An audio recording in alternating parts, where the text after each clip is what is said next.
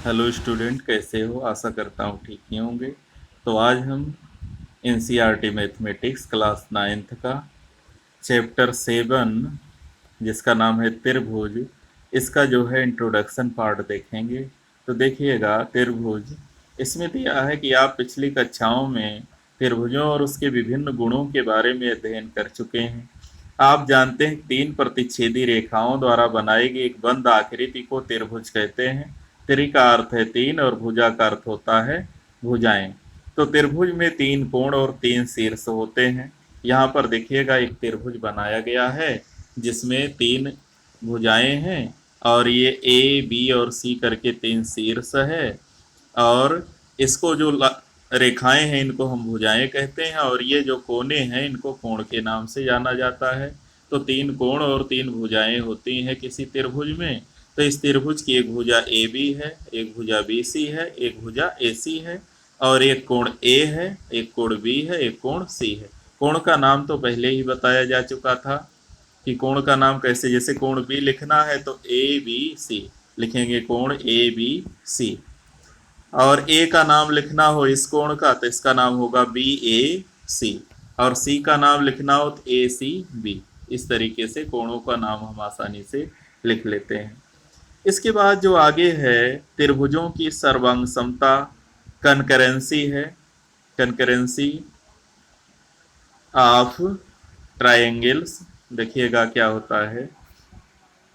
आपने यह अवश्य देखा होगा कि आपकी फोटो कि एक ही साइज की दो प्रतियां सर्वसम आइडेंटिकल होती हैं। इसी प्रकार एक ही माप की दो चूड़ियां, एक ही बैंक द्वारा जारी किए गए दो एटीएम कार्ड सर्वसम होते हैं। आपने देखा होगा कि एक ही वर्ष में ढले दो 1 रुपए के सिक्कों में एक दूसरे पर यदि रखें तो वो एक दूसरे को पूर्णतः ढक लेते हैं।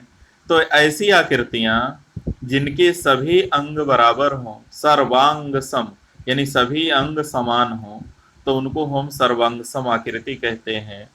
यानी एक आकृति को अगर उठाकर दूसरी आकृति पर रख दे, ये दो आकृतियां हैं, इसको उठाकर इसके ऊपर रख दिया जाए तो दोनों एक दूसरे को पूरी तरह ढक लें, तो हम कहेंगे कि ये आकृतियां जो हैं वो सर्वांग सम आकृतियां हैं। तो सर्वांग सम आकृतियां हैं। यहाँ देखो कुछ चित्र दिए गए हैं, एक है, दो है, तीन है, चार, चार चित्र हैं। तो अब देख रहे हैं हम, इसमें कोई छोटा है, कोई बड़ा है, कोई किस प्रकार है। तो हम दोनों को, जिसमें जिसकी भुजाएं भी बराबर हों, कोण भी बराबर हो, उसको सर्वांग सम कहेंगे, अन्यथा हम सर्वांग सम नहीं कहेंगे।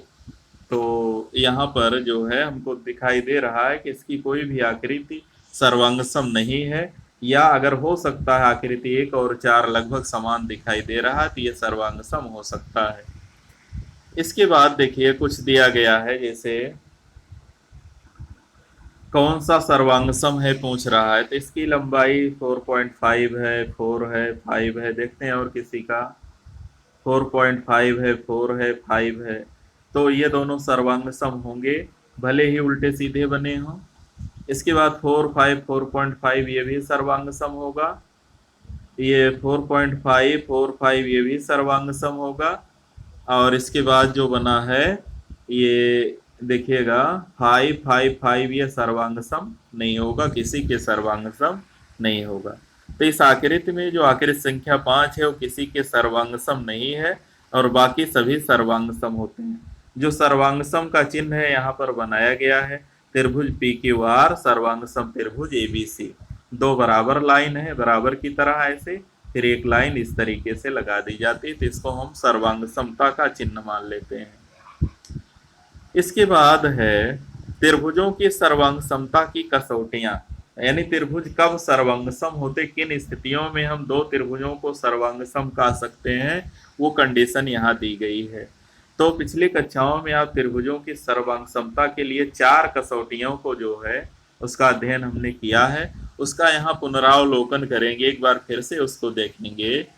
तो देखिएगा क्या होता है, चारों कसौटियां यहाँ पर दी गई हैं। एक सबसे पहला है अभिग्रही 7.1, जिसमें लिखा यस ए यस सर्वांग समता नियम। तो यस ए यस का क्या मतलब है? यस का मतलब साइड, ए का मतलब एंगल, एस का मतलब साइड, यानी भुजा कोण भुजा। भुजा कोण भुजा सर्वांग समता। इसका मतलब दो त्रिभुज सर्वांग सम होते हैं यदि एक त्रिभुज की दो भुजाएं और उसके अंतर्गत कोण दूसरे त्रिभुज की दो भुजाओं और उसके अंतर्गत बने कोण के बराबर हों। यानी एक त्रिभुज की दो भुजाएं और उन भुजाओं के बीच बना कोण दूसरे त्रिभुज की दो भुजाओं और उनके बीच बने कोण के यदि बराबर हो तो दोनों त्रिभुज सर्वांगसम होते हैं। ये पहला हो जाएगा, इसको हमें सिद्ध भी करना पड़ेगा। तो हम जो है इसको प्रमेय में देखेंगे, प्रमेय में सिद्ध करेंगे। ऐसे है ए सर्वांग समता, ये प्रमेय है ए सर्वांग समता नियम। यानी कोण भुजा कोण, यानी दो त्रिभुज सर्वांग सम होते हैं यदि एक त्रिभुज के दो कोण और उनके बीच की भुजा दूसरे त्रिभुज की दो कोणों और उनके अंतर्गत भुजा के बराबर हो। यानी एक भुजा यानी दो कोण और उनको मिलाने वाली भुजा यदि बराबर हो तो हम कहेंगे दोनों त्रिभुज सर्वांग सम है। ये दूसरी शर्त हमारी हो जाएगी। ये प्रमेय था और प्रमेय हम पढ़ेंगे, लेकिन अभी केवल कंडीशन देख रहे हैं। ऐसे आगे है, इसके बाद देखते हैं। बस दो ही इसने दिया दे रखा है, तो इसने दे रखा दो दिया है। एक यस ए यस यानी भुजा कोण भुजा है, ए यस ए दिया है, कोण भुजा कोण कहते हैं। एक और होता है यस यस यस यानी एक त्रिभुज की तीनों भुजाएं दूसरे त्रिभुज की तीनों भुजाओं के बराबर हो जाएं। और एक और होता है जिसका नाम दिया होता R H S, R H S. इसका मतलब राइट एंगल हाइपोटेन्यूस साइड। यानी यदि कोई त्रिभुज समकोण हो तो उसका कर्ण और एक भुजा बराबर हो तो दोनों त्रिभुज सर्वांग सम कहलाएंगे। दो त्रिभुज हो, दो समकोण त्रिभुजों के कर्ण और एक भुजा आपस में समान हो तो दोनों त्रिभुज सर्वांग सम कहलाएंगे। तो चार शर्तें हैं सर्वांग समता की। एक यस ए एस, दूसरा है ए एस ए, तीसरा है यस यस यस और चौथा है R H S, R H S. तो चार कंडीशन है सर्वांग समता की। इसके बाद हमारा अभ्यास आ जाएगा। तो यहाँ तक चार कंडीशन तक केवल देखेंगे। तो इस वीडियो में इतना ही। अगर हमारा वीडियो पसंद आया हो तो वीडियो को लाइक कीजिए, शेयर कीजिए, हमारे चैनल को सब्सक्राइब कीजिए। धन्यवाद।